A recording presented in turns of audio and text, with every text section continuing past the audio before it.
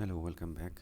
So today we are going to start a new topic which is known as graph theory in electrical networks. So in graph theory we'll be seeing today the basic introduction and few definitions to start with graph theory analysis. So before solving any complex electrical circuits using mesh or nodal analysis, so we simplify these circuits in a very powerful way. So by converting these circuits into graphs, so graph theory allows us to study circuit structure independent of component values. So today we'll begin one of the most important foundation of network theory, the graph theory of the electrical networks. So why graph theory in the circuits is required? So in a circuit we often care about connectivity more than resistance and voltage values. So graph theory helps us to number one, analyze the circuit topology, number two, define loops and cuts symmetrically, then number three, build mesh and nodal equations efficiently, and number four is the understanding network structures mathematically. So the key idea behind graph theory is to remove the element values and keep only the connections. So let's see what is a network and what is a graph. So let us consider a simple circuit containing various elements. So first let's consider we have a supply, then we have a resistor, then suppose we have inductors, also capacitors, and then finally a resistor. So these are various components of the circuit. So now this circuit can be converted into a corresponding graph where we have only the connections, not the elements. So before drawing the graph, so first what we have to know is we have to identify the nodes. So as we know already what is a node, and node is a point where the current divides. That means we will require minimum 3 connections, so where the current will get divided. So that means the meeting point of 3 branches, and we have the branches as the connection between 2 nodes is called as the branch. So this is a node and this represents a branch. Now in case of graph theory we can consider the same logic, and also we can increase the number of nodes as per our requirement. For example, if you consider this circuit, we have only 2 nodes, because in these 2 junctions the current is getting divided. So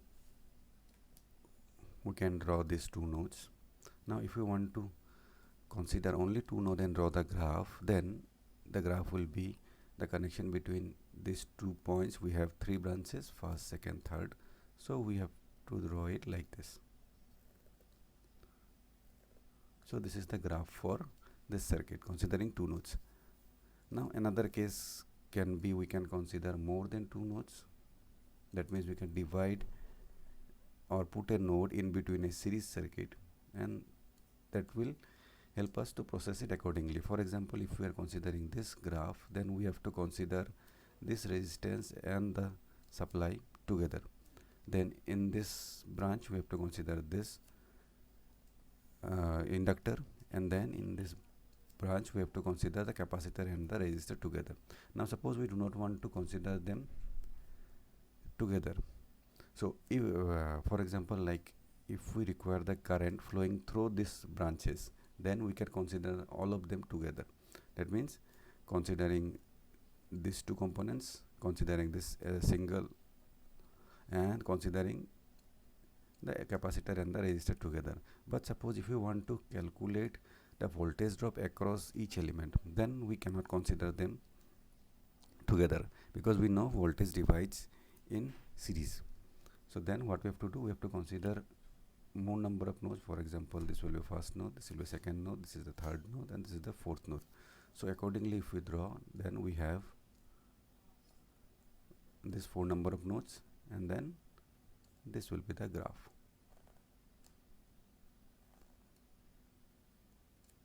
So depending on our requirement we can draw the graph accordingly. So next thing is, suppose these are in series, Now we can also consider two components which are in parallel, and then represent them by a single line. That means this single line represents the parallel combination of these two. So as per our requirement, we can generate the graph accordingly. So now the basic difference that we have discussed: a network contains electrical elements like resistors, inductors and sources, and the graph is obtained by replacing each element with a simple line while preserving the connections that we have seen here. So we have already gone through node and branches. So now let us move forward to various definitions of graph theory. So first, to start with, we'll be having a subgraph. So a subgraph is nothing but a part of a graph. For example, if this is the graph represented by this, then a part of the graph, for example, suppose if I am considering this portion of the graph, so let us name this as A, B, C, D. So if I am considering A, B and D, this is a part of this graph, so which is known as subgraph. Okay, so this is a graph of the circuit, and this represents a subgraph, a portion of the graph. So depending on our requirement, we can have various subgraphs. Okay, so next is oriented graph.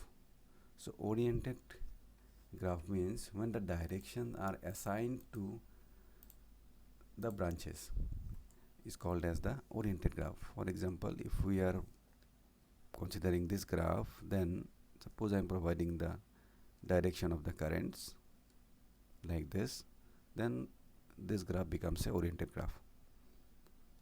Similarly, in the subgraph also, this will be the orientation, and if the directions are not given, then it is called as non-oriented graph.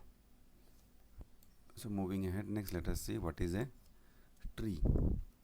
A tree is actually a subgraph that connects all the nodes but contains no closed loop. So let us first draw the graph and then let's see what could be the tree. So as mentioned, the tree will contain all nodes, but it should not contain any closed loop. That means, so the tree should contain all nodes, so all nodes are present here. Now it should not contain any closed loop. That means we can have the tree like this. So if we are drawing 3 branches, then this represents the tree. Now if you see properly, if we connect this branch, then there is a closed loop, so we cannot connect this. If we connect this branch, then also there is a closed loop, so we cannot connect this either.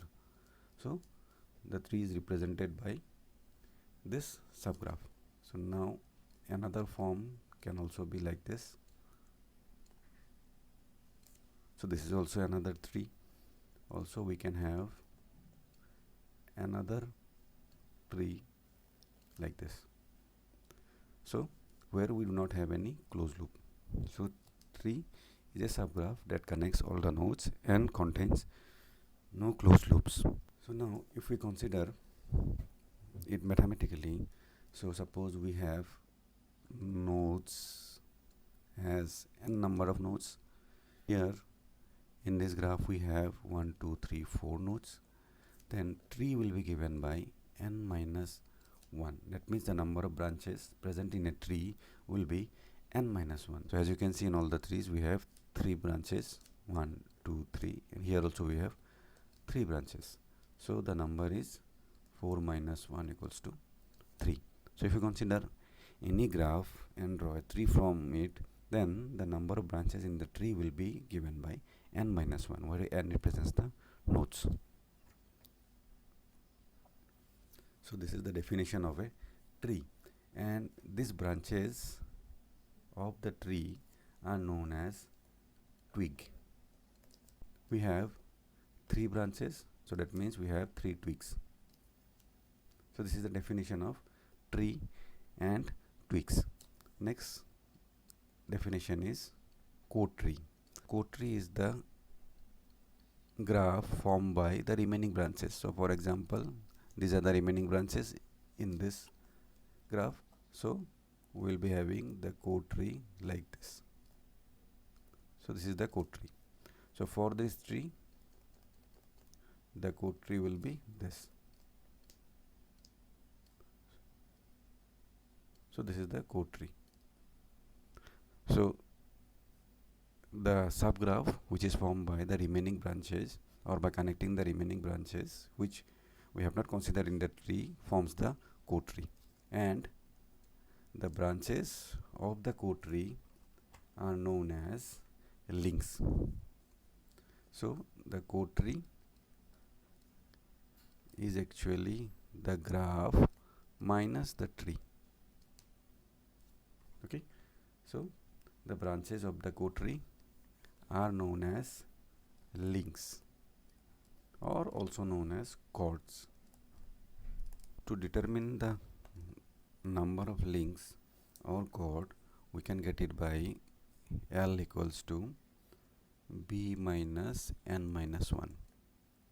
So B represents the total number of branches, N minus 1 represents the total number of branches in the tree. So the link will be B minus N minus 1, so which we can also write it like B minus N plus 1.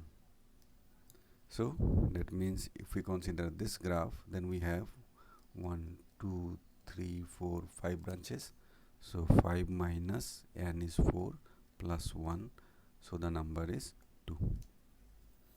So this is how we determine the number of links or chords.